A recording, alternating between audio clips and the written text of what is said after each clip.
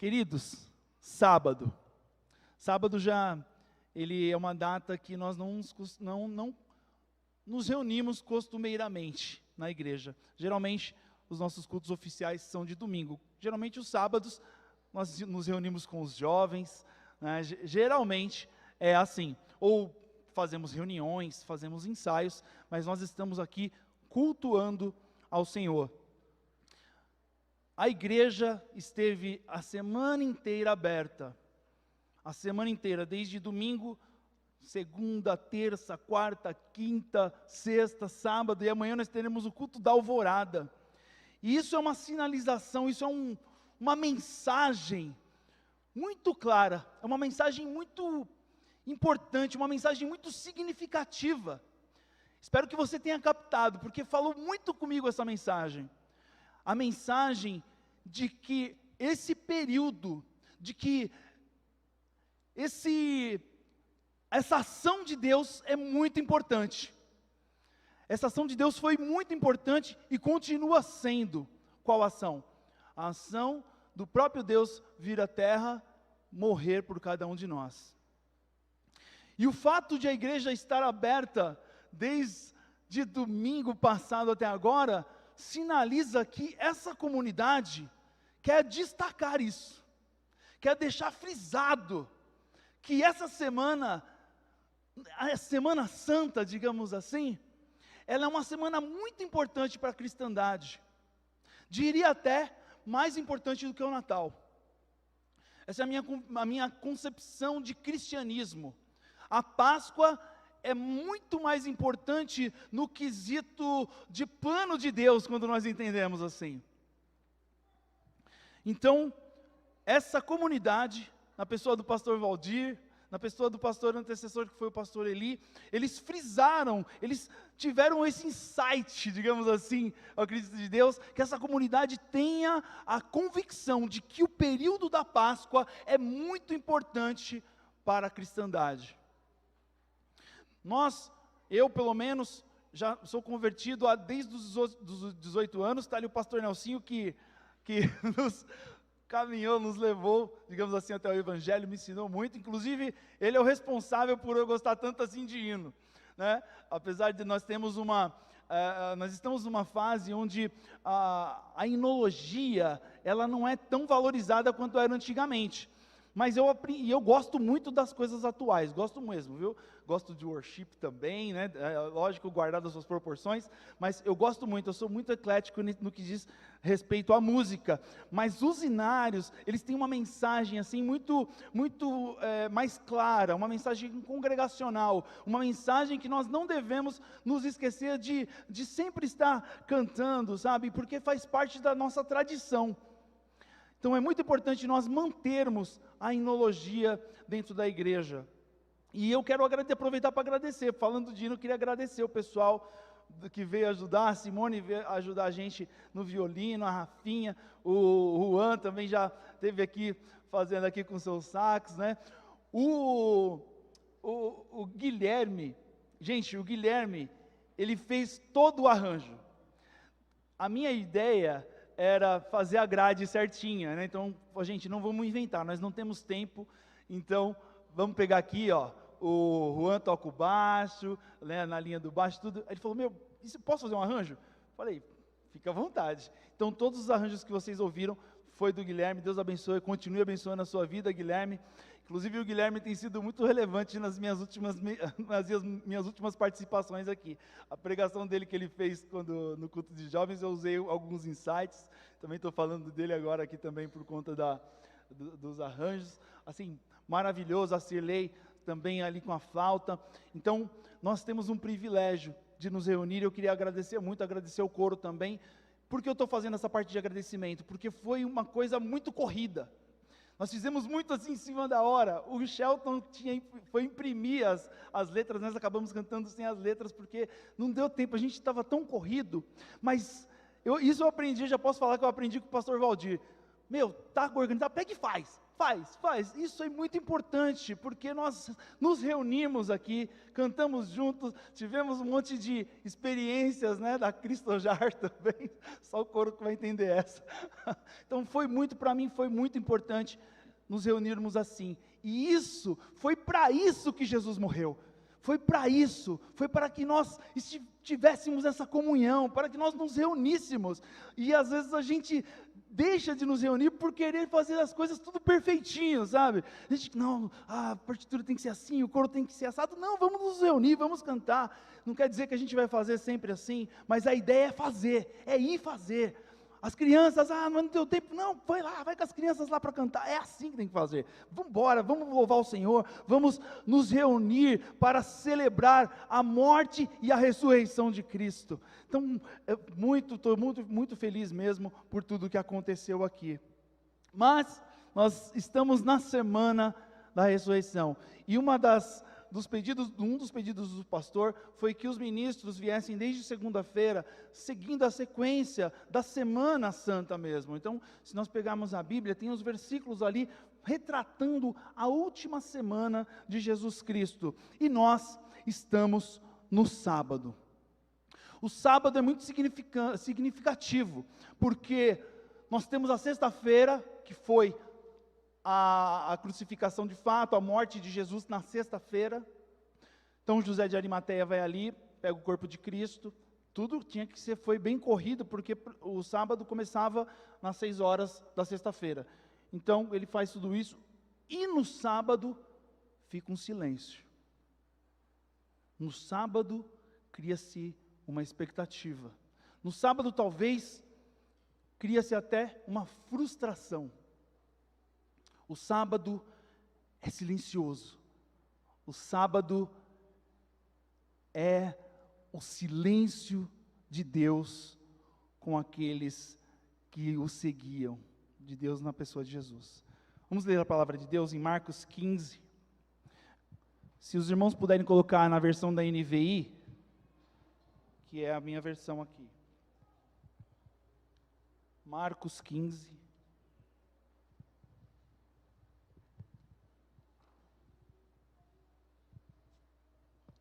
Nós leremos do 42 até o 47.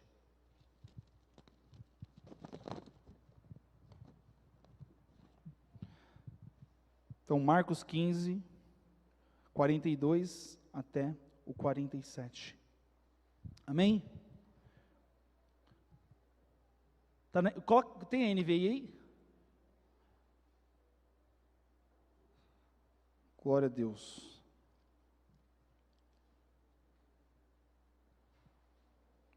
Os irmãos encontraram aí na Bíblia dos irmãos? Pode ser naquela mesma, eu leio lá, em vez de ler na minha.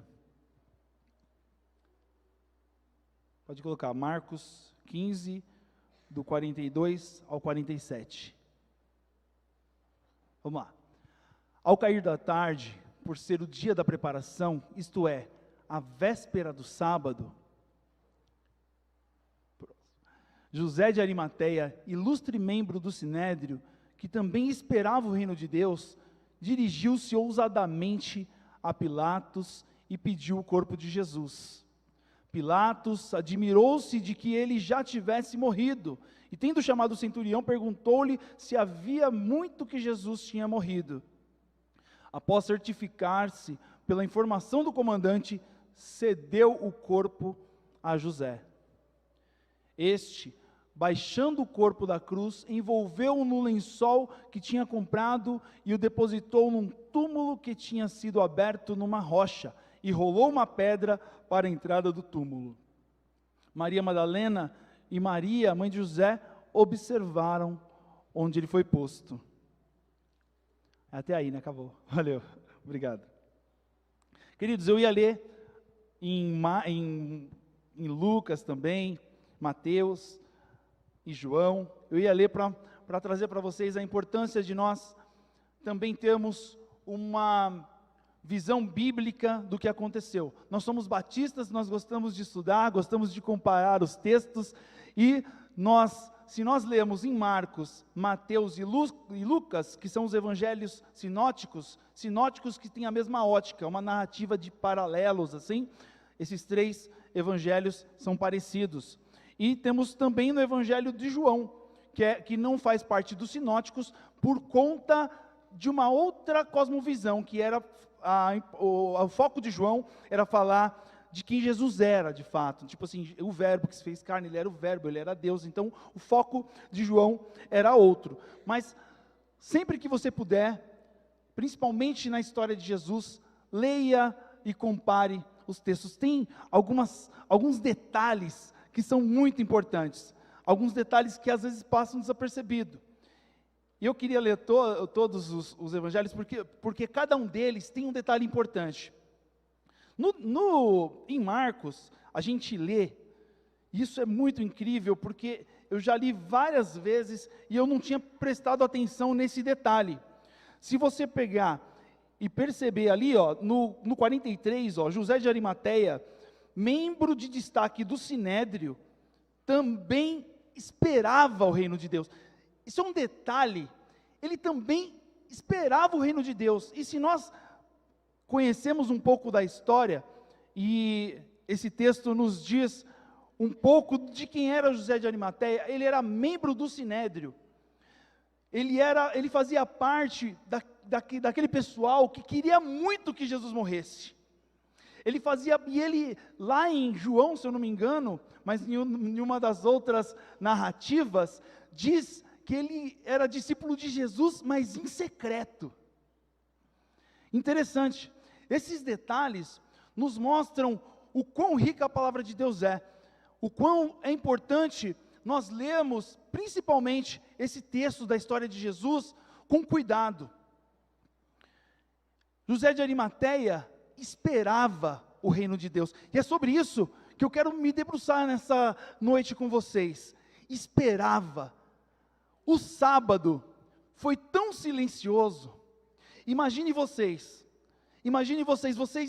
estavam ali, se imaginem naquela época. Para a gente é muito difícil, porque nós não conseguiremos imaginar a agonia dos discípulos, porque eles andaram com Jesus, Jesus fez um monte de promessa para eles, e Jesus morreu. Jesus foi humilhado na cruz. Jesus tinha uma aparência de derrota. Aquela cena para eles, que ainda não entendiam o plano de Deus, deve ter gerado nesse sábado de silêncio, uma agonia, uma frustração. E é interessante que no sábado o judeu não faz, eles fazem tudo ali antes, na sexta-feira, para o sábado não fazer, porque a lei não permite que eles façam as coisas de sábado. Porém, Jesus curou no sábado. Então, imagina a expectativa, bom, se ele curou no sábado, pode ser que aconteça alguma coisa no sábado, porque ele não veio, ele não tem esse impedimento de fazer algo no sábado. Então assim, o sábado deve ter sido horrível. O sábado foi aquele dia depois da minha expectativa, que eu esperava que de repente o rei, o Messias ia descer daquela cruz, sei lá, ia aparecer um exército de algum lugar, ia dizimar os romanos, e eles estavam naquela expectativa. Mas não aconteceu nada. Foi um silêncio. Foi um momento de reflexão, talvez de choro, talvez a Bíblia diz que eles se recolheram para, sei lá, fazer o que, imagino que eles estavam ali chorando, o que vai acontecer agora, os próximos seremos nós, vão pegar a gente também agora.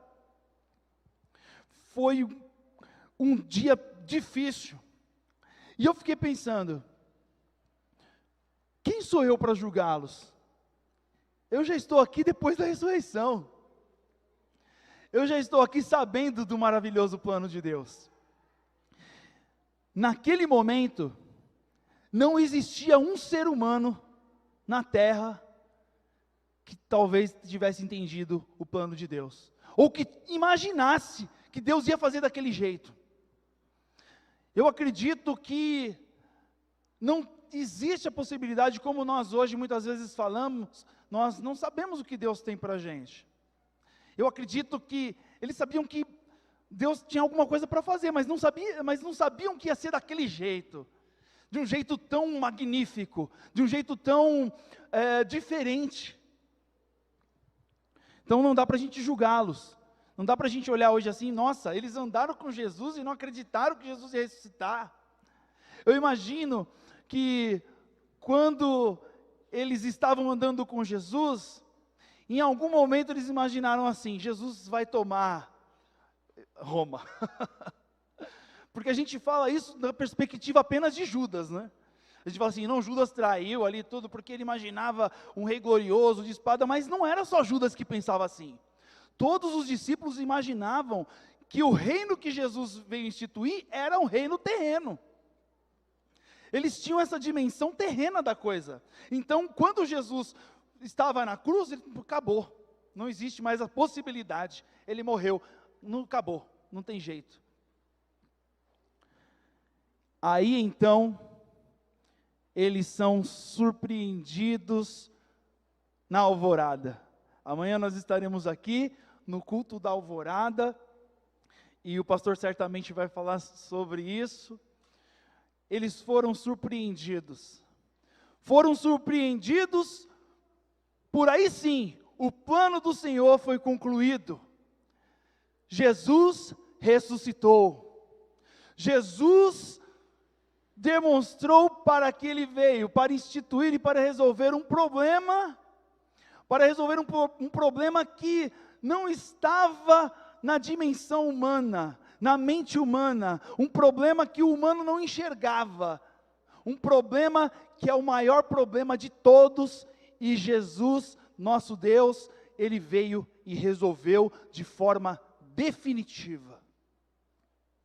Jesus veio para nos curar, e nos curar do pecado. Jesus veio para nos resgatar, veio para nos livrar, para livrar a nossa alma.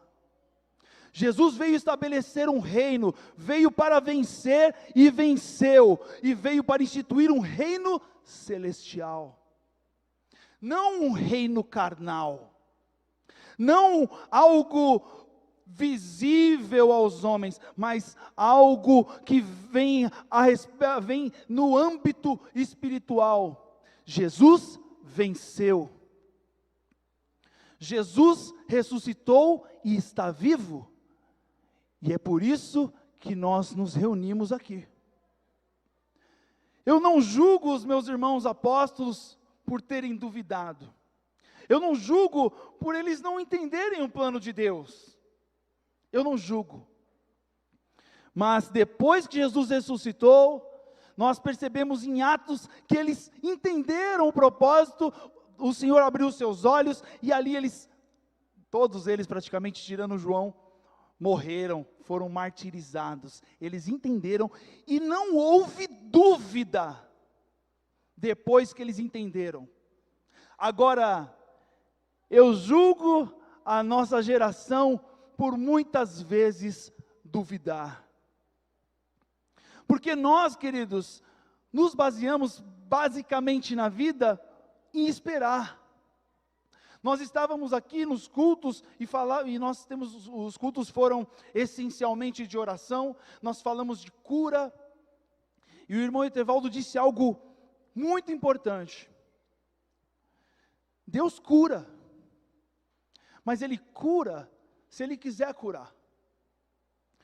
Mas eu não duvido que Ele cura. Eu não tenho dúvida que Jesus cura. Eu às vezes posso, de repente, duvidar ou ter uma posição teológica diferente, de repente, do pastor Elcio, sobre o dilúvio. Ele foi regional, ele foi mundial, como que foi o dilúvio? Então a gente tem, eu não acredito muito assim, que ele foi regional, acredito que ele foi universal. Então nós podemos ter dúvidas relacionadas a isso, mas nós não podemos ter dúvidas relacionadas à ressurreição. A cristandade está baseada na ressurreição de Cristo.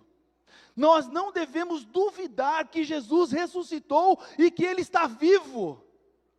Não deve existir um pingo de dúvida em nosso coração de que Jesus ressuscitou e está à destra do Pai, vivo, preparando lugar e um dia voltará. Não existe espaço para dúvida no quesito ressurreição. Não dá para a gente caminhar para a igreja, não dá para eu entrar naquelas portas, caminhar domingo após domingo, ficar na semana inteira vindo à igreja e duvidar de que Jesus ressuscitou. Eu não sei o que está no seu coração, eu não sei a expectativa que você tem quando a palavra é igreja, quando a palavra é Deus, quando a palavra é Jesus, ou o que te motiva a caminhar até aqui, eu não sei o que é, mas se você tem um pingo de dúvida de que Jesus ressuscitou dos mortos, você está na religião errada. O cristão deve acreditar com todas as forças de que Jesus ressuscitou. E essa é a loucura do Evangelho. Porque quem por aí acredita que as pessoas ressuscitam?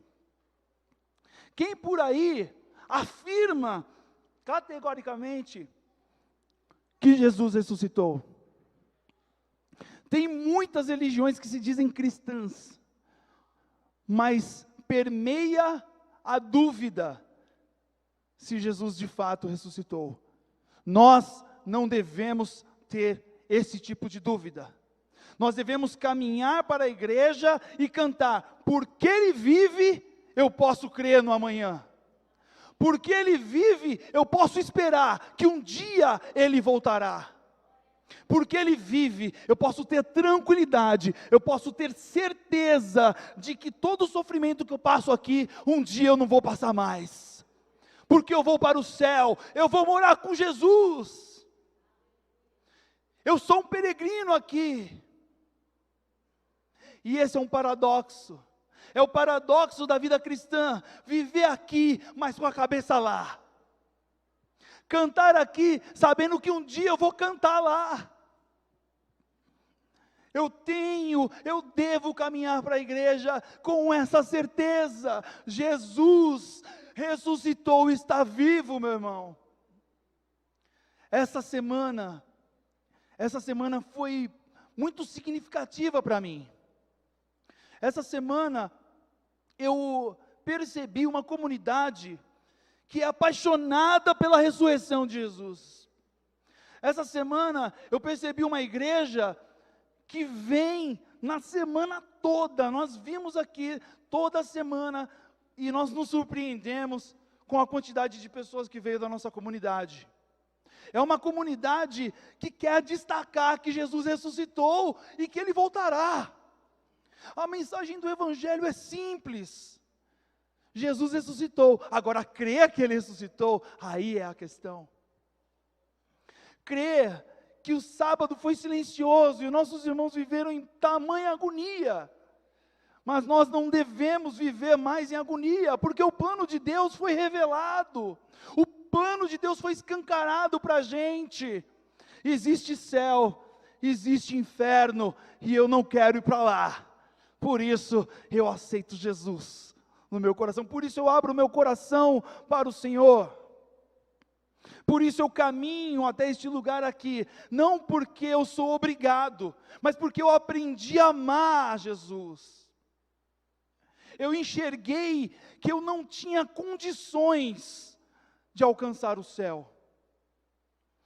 E na verdade não foi eu que enxerguei, foi o Senhor que me abriu os olhos. Então, eu não fico mais tão preocupado como eu ficava. Eu preciso convencer as minhas filhas de que Jesus é Deus. Eu não fico mais preocupado, porque eu sei que é o Senhor que faz a obra. Eu sei que é o Senhor que revela. Como Ele revelou lá para os discípulos no caminho de Emaús, eles estavam ali desolados. De repente Jesus está com eles, eles não percebem, queridos. Eles não percebiam. Mas depois Jesus abriu os olhos deles. E como o Senhor abriu os olhos deles, o Senhor se revelou para toda a humanidade através da Bíblia. A palavra de Deus está escancarada. O Evangelho está escancarado a todo ser humano. Aquele que crê, venha. A nossa função é pregar, a nossa função é nos reunirmos, cantarmos com alegria, com fé, com certeza, porque as pessoas vão ver que você acredita de verdade. Elas vão ver. Agora, se em nosso coração pairar essas dúvidas, nós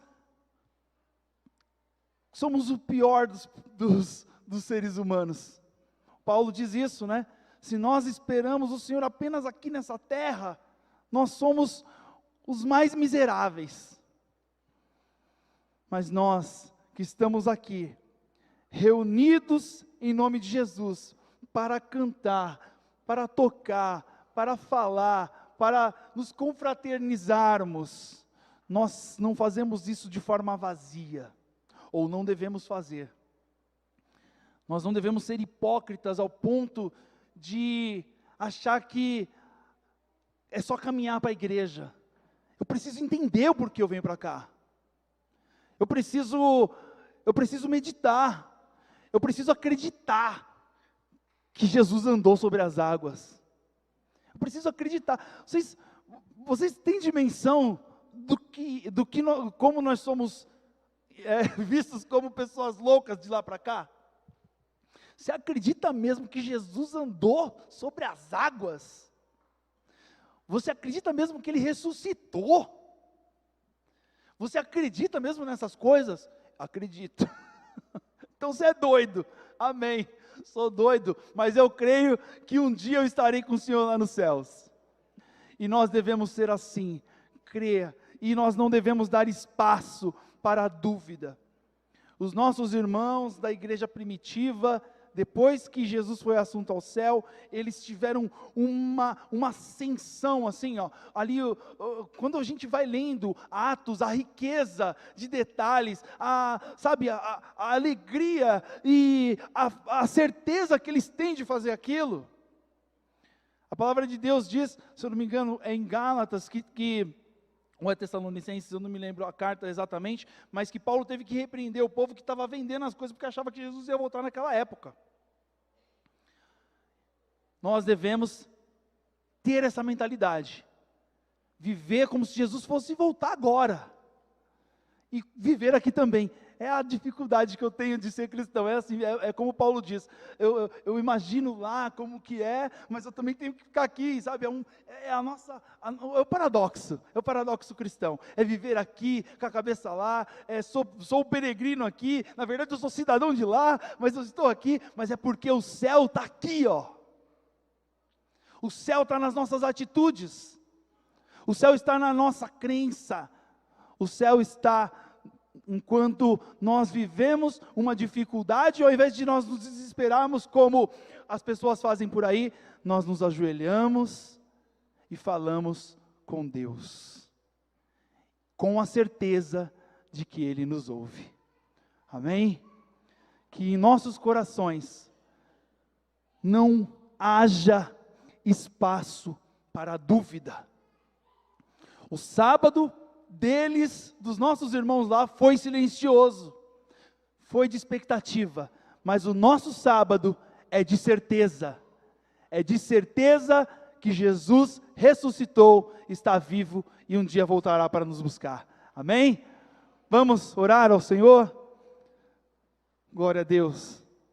Eu vou pedir para o pastor Nelsinho vir orar. Vem orar por nós, pastor Nelson. Vem orar por nós. Pastor Nelsinho, enquanto o pastor Nelsinho ora, vou pedir para Missilênia, Jamile vir, que nós vamos continuar louvando ao Senhor. E o Gabriel.